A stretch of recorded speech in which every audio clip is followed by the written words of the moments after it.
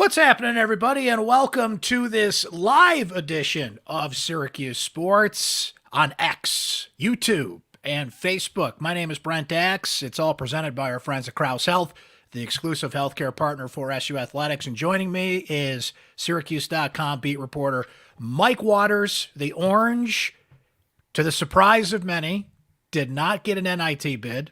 We find out later on Sunday night exactly why, because they declined the option to go in the first place, which was a story in and of itself, which we won't revisit at this point, because we're in portal season, Mike, and it has been an active portal season so far across college basketball, and Syracuse has already seen some significant movement in the transfer portal. Now, we are speaking here at 2:20 p.m. on Tuesday, and so far, all we've seen is I'm wrong there. I was thinking ahead to Judah Mintz. No, not yet. All we've seen so far is Quadir Copeland, Justin Taylor, and technically, if you want to say Benny Williams, who, of course, had been dismissed from the team, and we fully anticipated he was going to go into the portal anyway.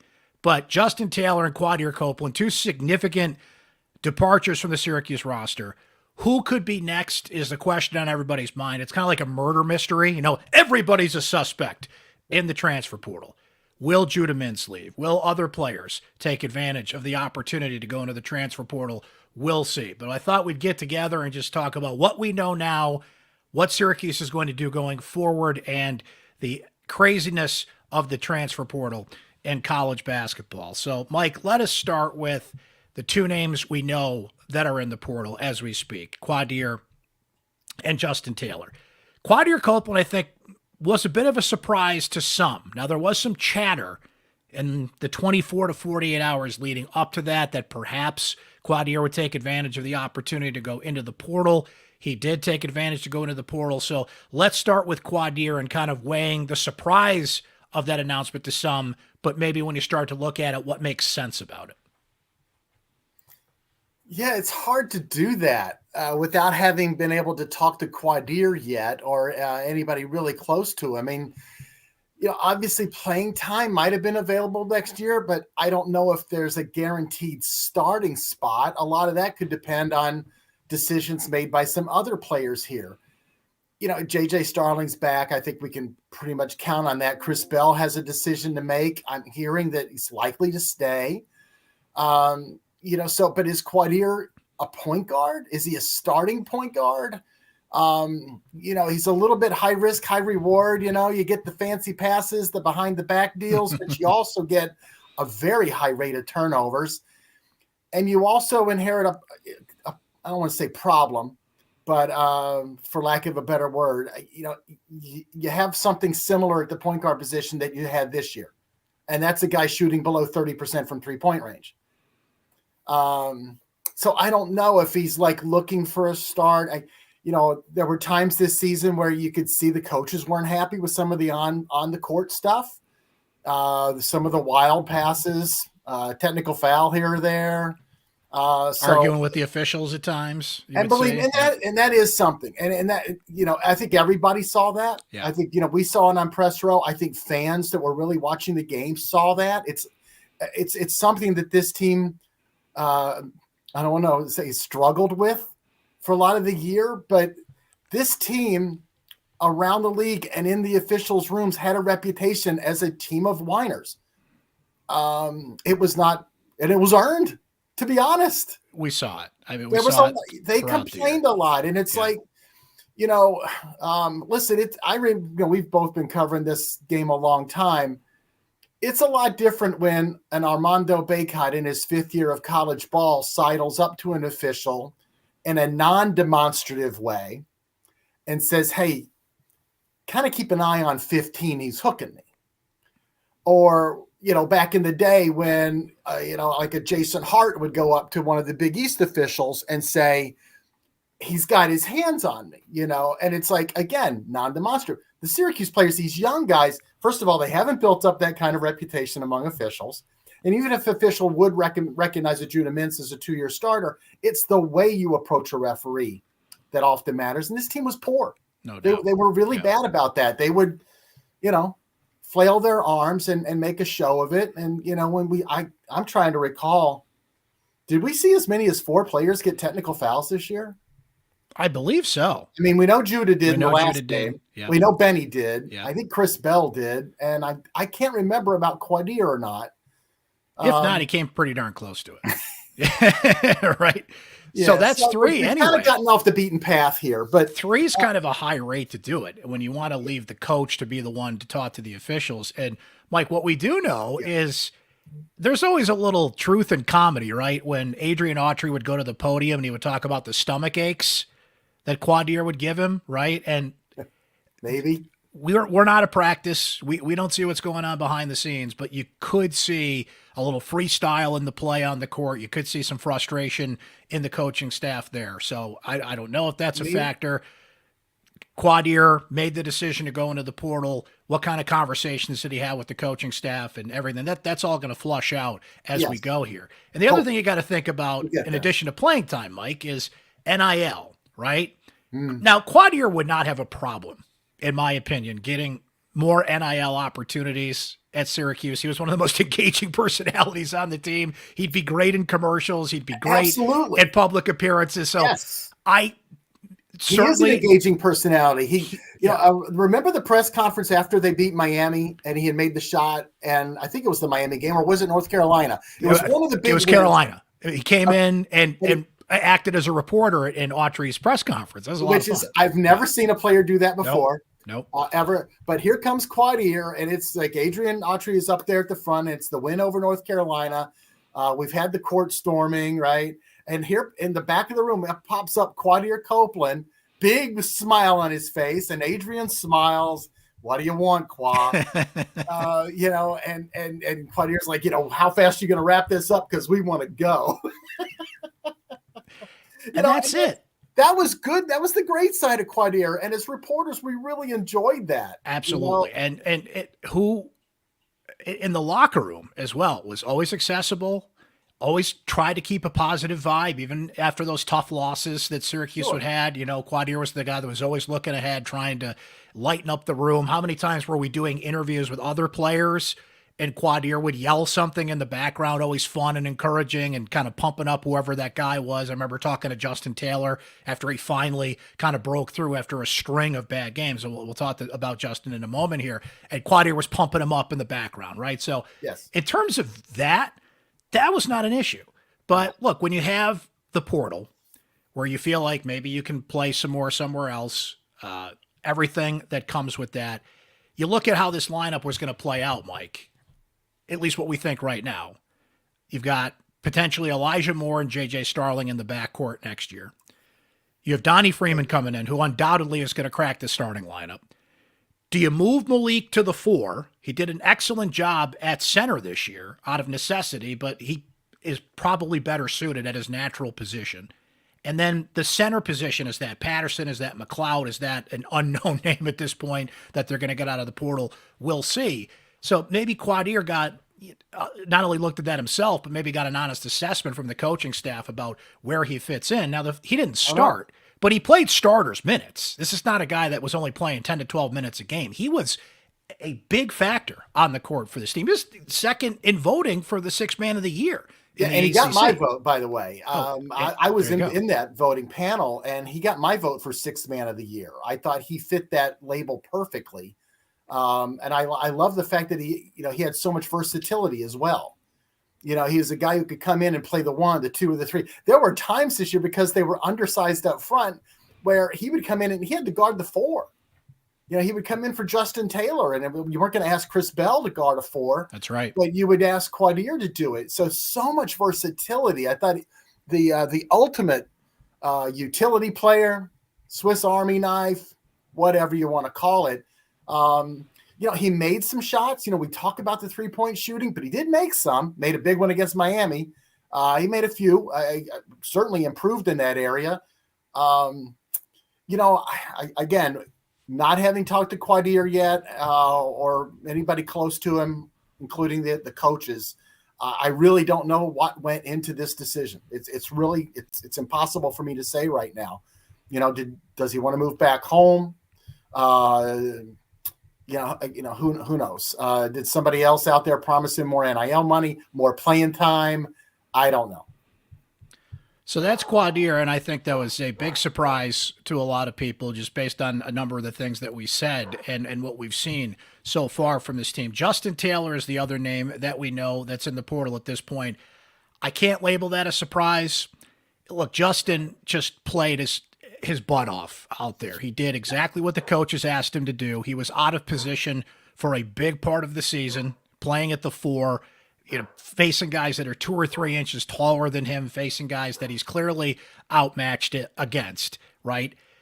I think, fair or unfair, Mike, in this case, I think we can label it unfair. Like, Justin kind of came in and I think people maybe assumed like, oh, he's going to kind of play that Buddy Boeheim role. And we saw him more of an outside threat, a 3-point threat.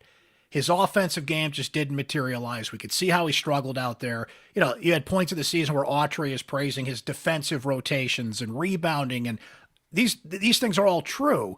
But was that what he was out there to really do? You had, and I hate to even bring it up, but I bring it up because the factor of how he was maybe treated by some of the fans, both on social media, and then there was a game, I believe actually there was a couple games where he had some dopes in the student section booing him during starting lineups, right?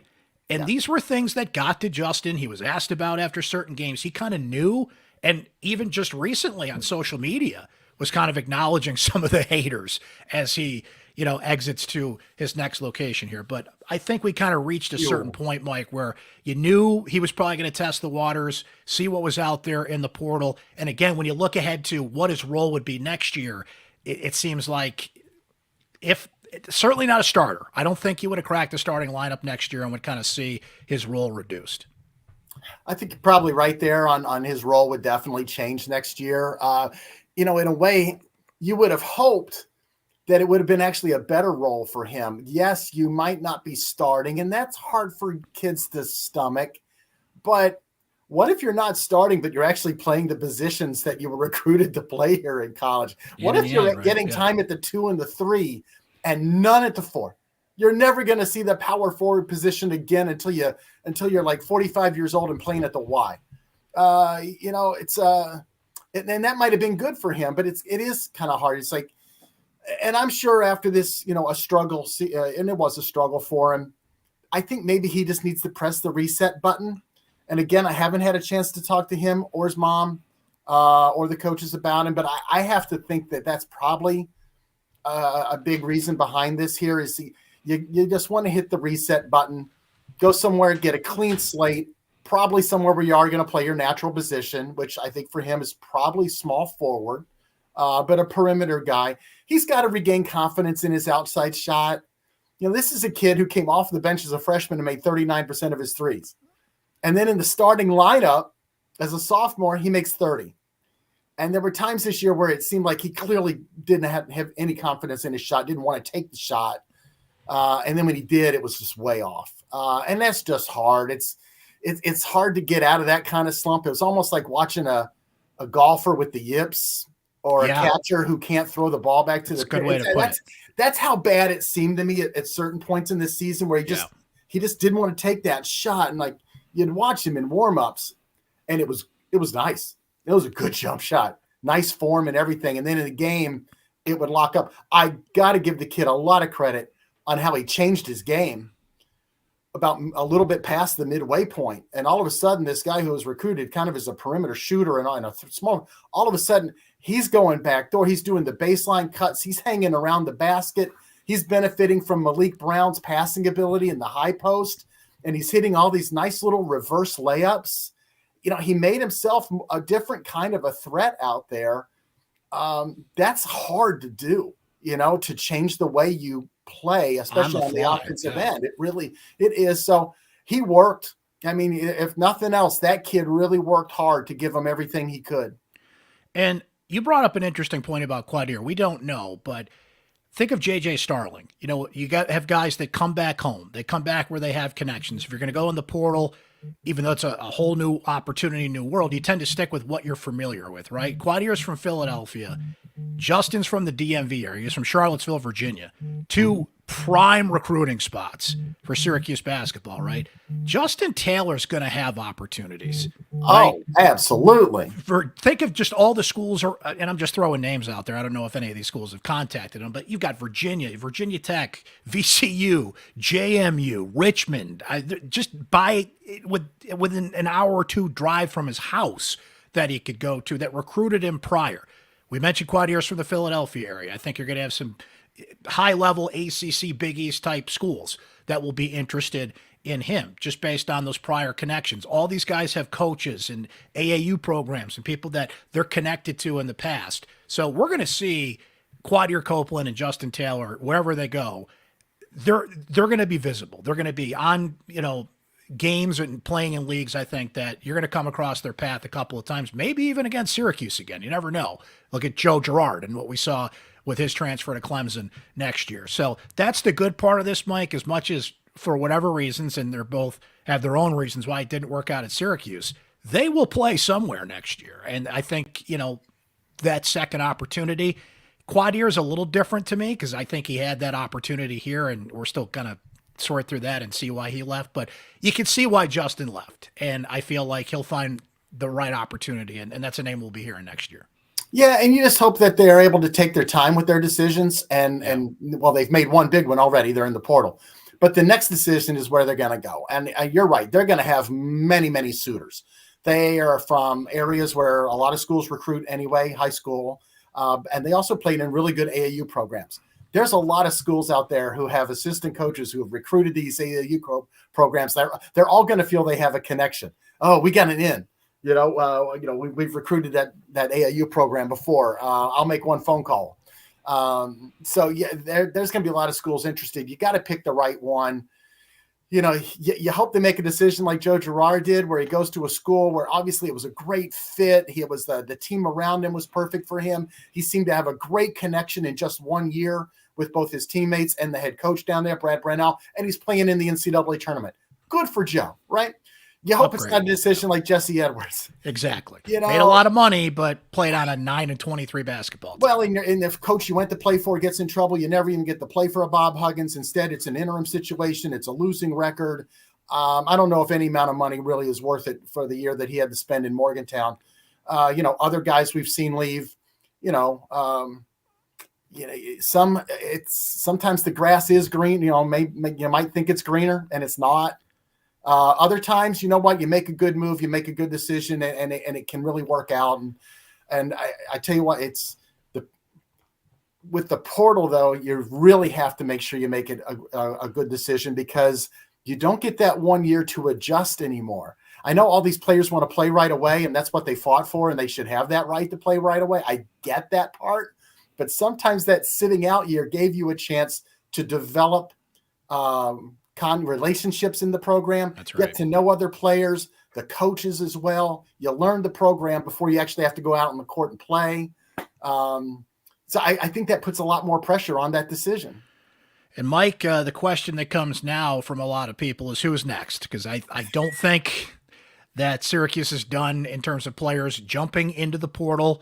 It's like I brought up earlier, you're kind of looking around the room like, who's a suspect in the transfer portal game here? So I feel like Judah Mintz is going to take the opportunity to pursue a pro career, and he could do what Joe Girard did last year, put his name into the NBA process in the portal, right? You kind of play both sides of the fence. Like you kind of see what feedback you get NBA-wise, pro-wise, which Judah's already done, by the way. He's already tested the waters once. But you're in the portal for teams and programs that would be interested in you. Quadir leaving, I think, is a big sign that Judah's leaving and vice versa, because those two are very tight. They are very good friends.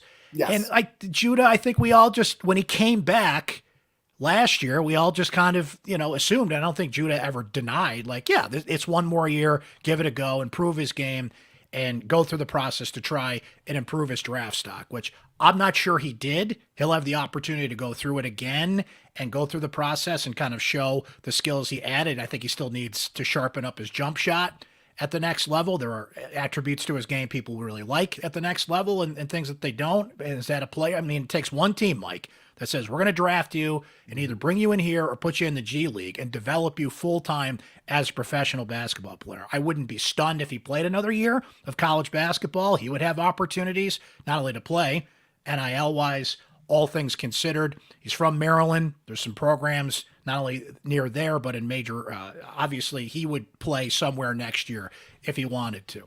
Malik Brown has said he's coming back. He told Ardana DeToto that last week. Yep, before the ACC tournament. During the ACC tournament, it certainly has the right to change his mind, but feel like all things pointed and are on track that he comes back. You noted it earlier, Mike. I think another player people are wondering about is Chris Bell. Now, everything I've heard to this point is 50-50. The coaches really want him back. They're really selling him hard to come back and the role that he'll play next year. And you noted a little earlier in the conversation that, at this point, maybe you think he's coming back, or you're hearing he could be back. Again, leaving all things open. This is the portal. But yeah. We'll see. I mean, obviously, all these guys have decisions to make. It's just the way it is these days. It's, we got to get used to that.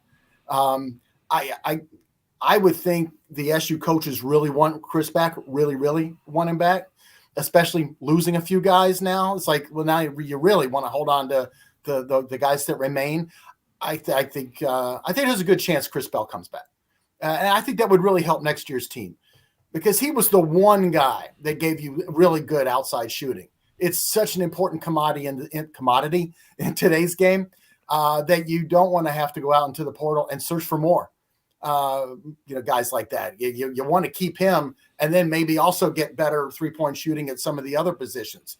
But you start with a guy who made like 40% of his threes. He's 6'7". He's got a quick release. He's like Gene Wilder in Blazing Saddles. Quick release. So, and then all you got to do in the offseason with him is like, okay, now we're going to add to the game. We're gonna practice shooting off the dribble. We're gonna bring you off screens. Have you come off. We're gonna improve that because clearly he shot a much higher percentage as a standstill guy. Just receiving a pass in the corner or on the wing. That was his strength. Now you got to add to it. But we'll see. This is the way it is these days. The portal just now opened. It extends all the way to May 1st. All the teams that are playing in both the NIT and the NCAA, their players aren't even in the portal. There'll be so many players coming off teams as soon as they start losing in the NCAA tournament. Yep.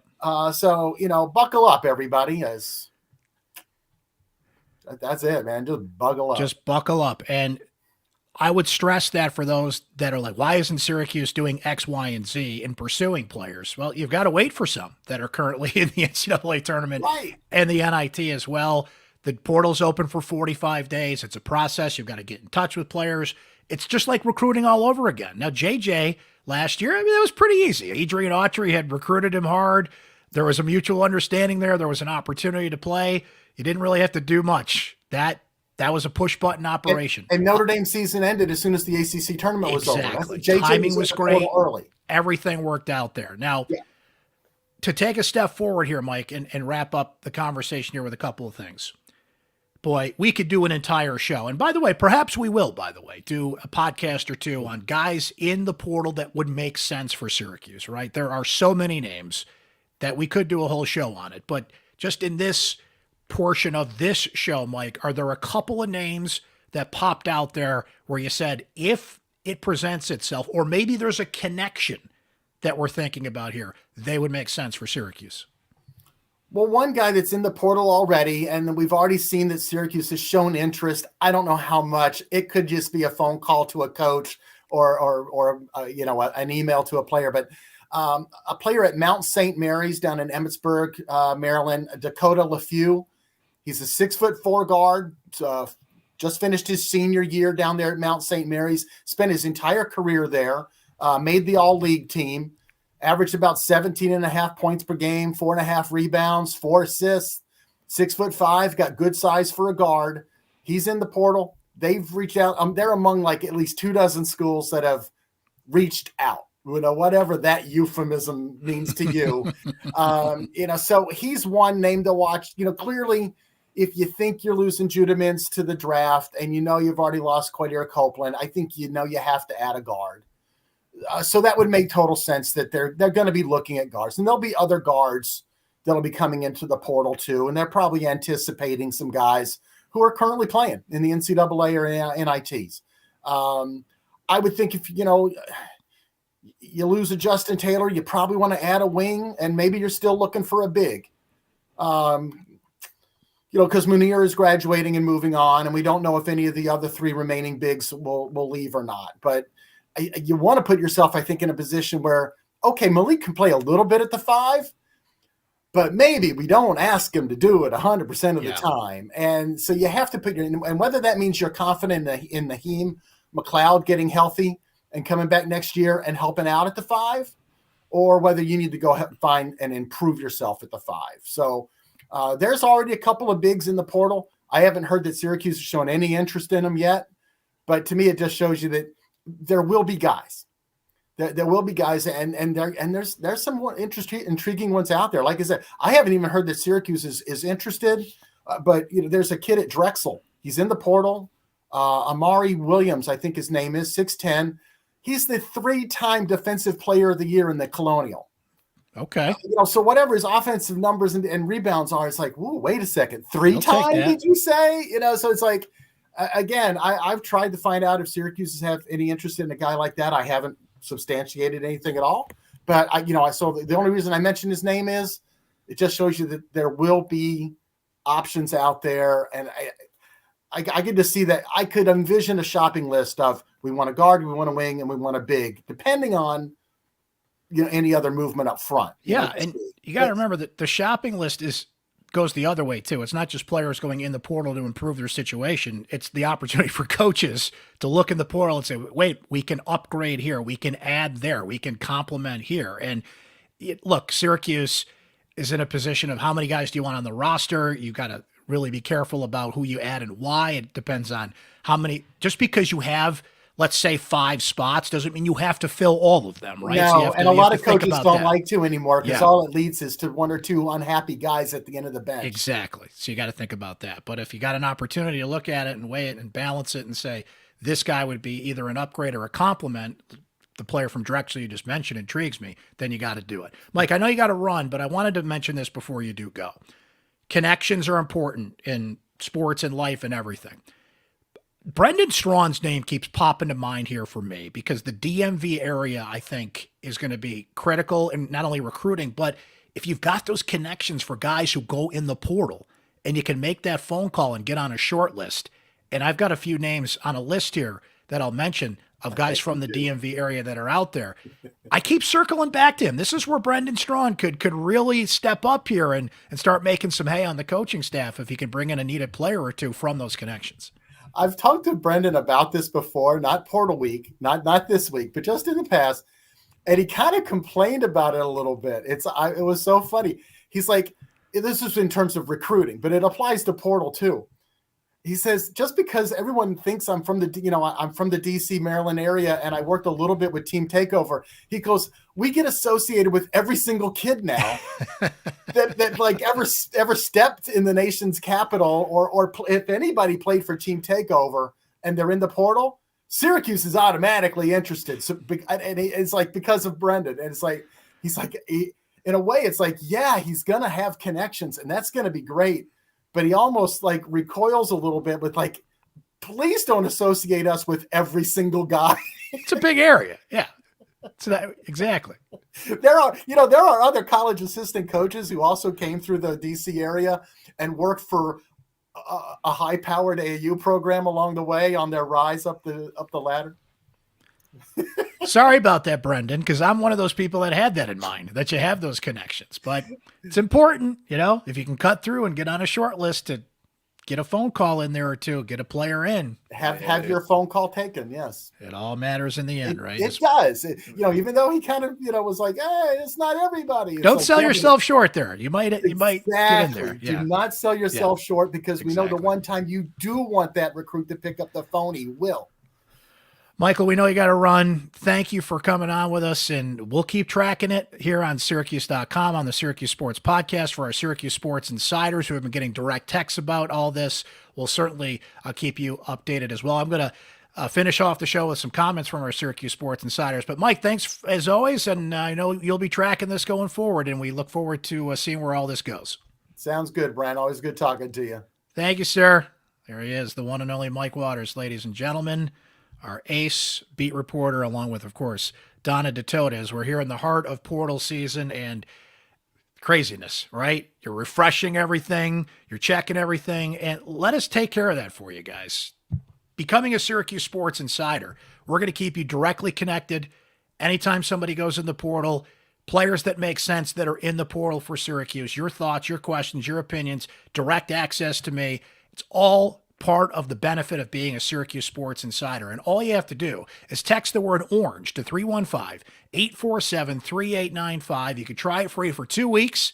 It's just $3.99 a month after that. We get a lot of great questions and feedback from our Syracuse Sports Insiders on this. Syracuse football spring practice starts this week. We're in the heart of lacrosse season. The women's team is in the NCAA tournament. There is so much going on. And being a Syracuse Sports Insider, it just gets sent right to your phone. You don't have to refresh Twitter every 20 seconds and just obsess over everything. We got you covered on anything that's going to happen in the portal. And we had some great questions from our Syracuse Sports Insiders that I wanted to wrap up this edition of Syracuse Sports with, starting with Zach H. saying, what kind of money can Q get on the open market approximately? Jesse Edwards money, ?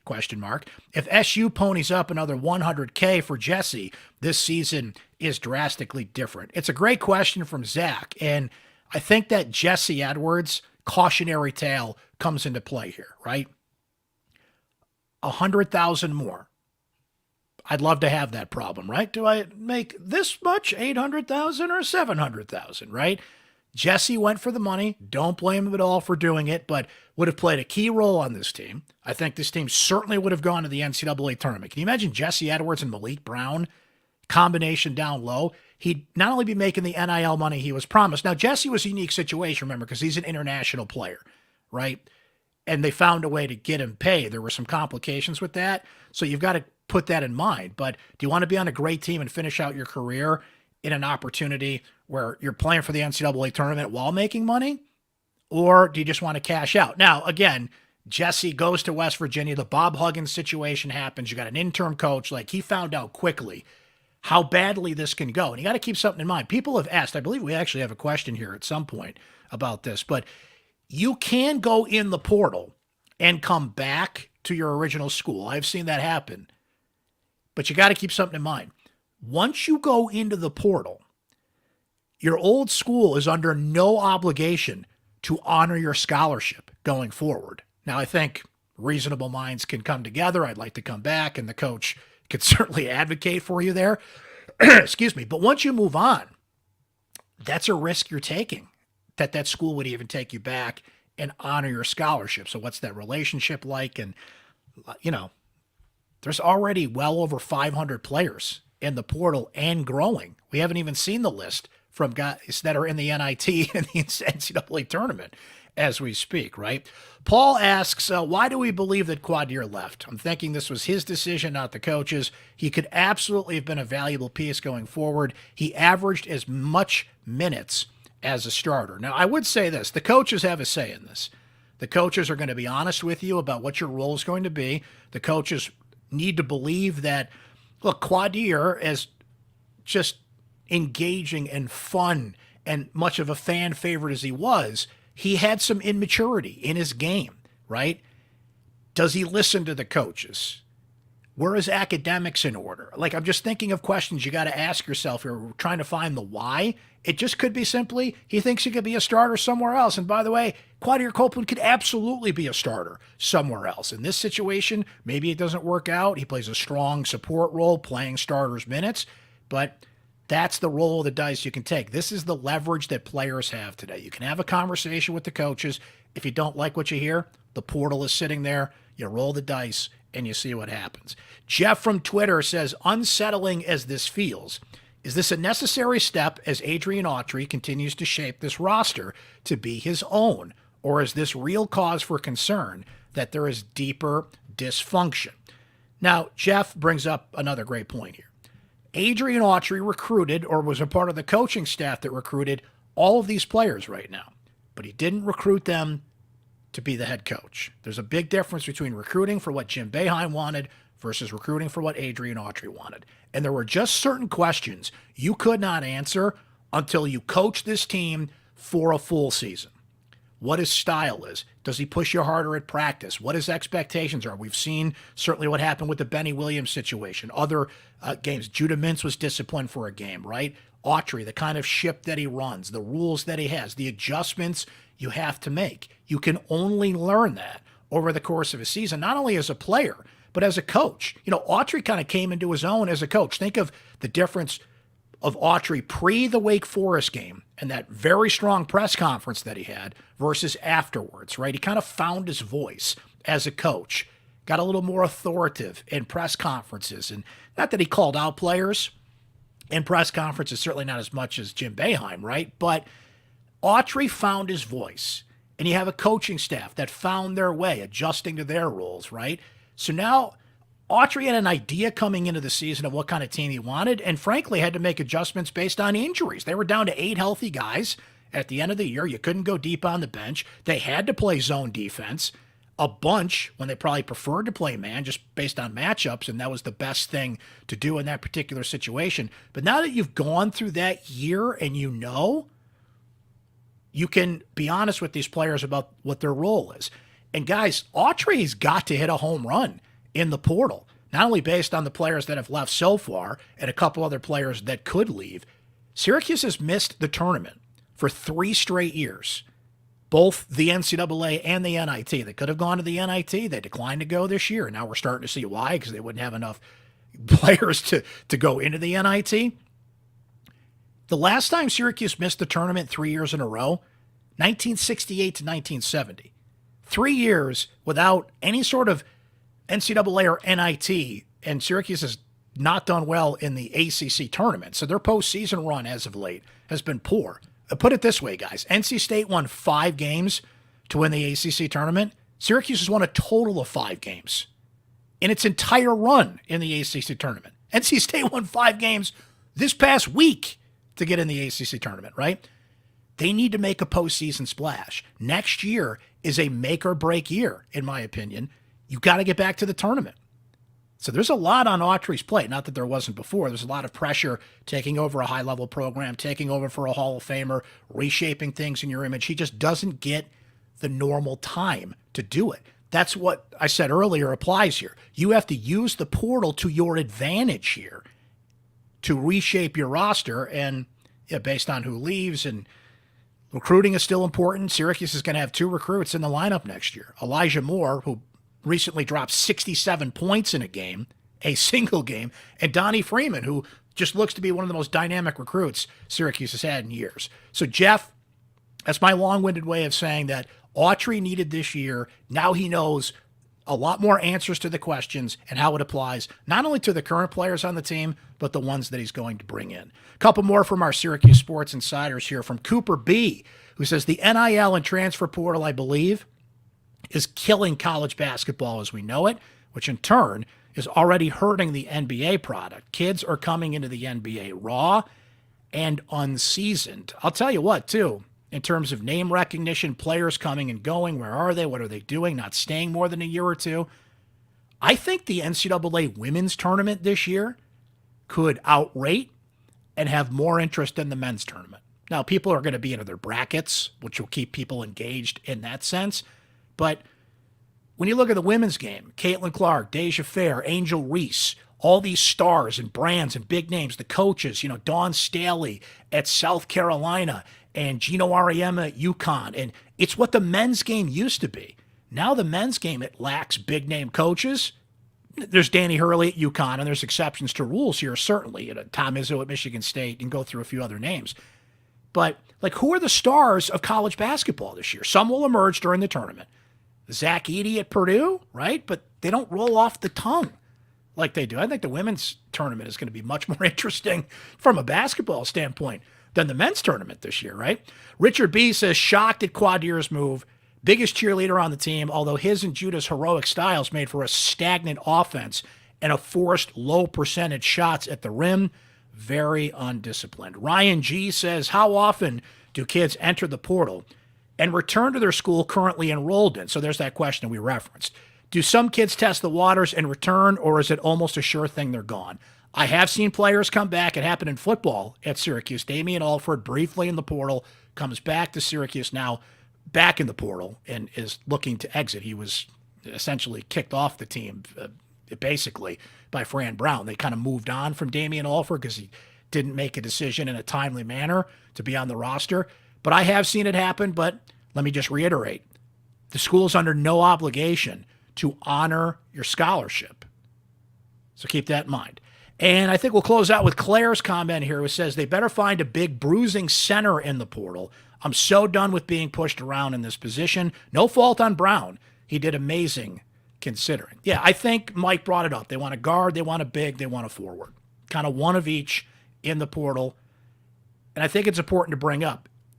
Just because you lose, I'm just throwing a number out there for argument's sake. Let's say when the dust settles, they lose 5 guys. You don't have to replace all 5 of those positions. You want to prioritize. Now, Autry said he wants to go deep on the bench and was doing that before injuries and dismissals forced him to keep it a tight rotation. But you don't have to fill all the spots that exit. You got to fill the right spots that exit. And I wanted to say this before we go. Mike brought up a couple of names in the portal to keep an eye on. I'm going to throw a couple more out there. Okay. Harvard guard Malik Mack, I think, is somebody to keep an eye on. DMV native. He averaged 17, 4, and 4 as a freshman. I think he could be an option. I think Georgetown's really going to make a run at him as well. But Syracuse, by all accounts, is going to need another guard with Judah. Not officially at this point, but we all think moving on at some point, there's a name to watch.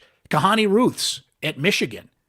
Decommitted, former top 30 recruit, 6'8", small forward. Syracuse has a couple of forwards, but if it works out and you can work him into the rotation, that's a name, to keep an eye on. Doug McDaniel, top guard at Michigan. He's going to be certainly somebody's going to have a lot of interest out there. Former 4-star, top 75 player in the country, led Michigan in scoring this year. 16 points per game, led them in assists this year at just under 5 per game. Another DC native there. Sorry, Brendan Strawn, to put all this pressure on you, but if you have the connections, it can get him on the list. There's a guy to consider. Dominic Harris led Loyola Marymount in scoring this year, averaging about 14 points per game, hit 45% from three-point range, 6 attempts per game. Sniper from the outside. 6'3" guard. He's originally from California, started at Gonzaga. He's a junior, 6'5" guard that's out there. 6'5" guard. No, I'm sorry. He's 6'3". I'm looking at something else there. 6'3" guard. There's a name to consider. Guys, we could go on all day here. I've heard the coaching staff really likes Eric Reynolds from St. Joseph's. St. Joseph's is currently in the NIT, so they would have to wait for them to drop out of the NIT before he even gets in the portal or what the process is there.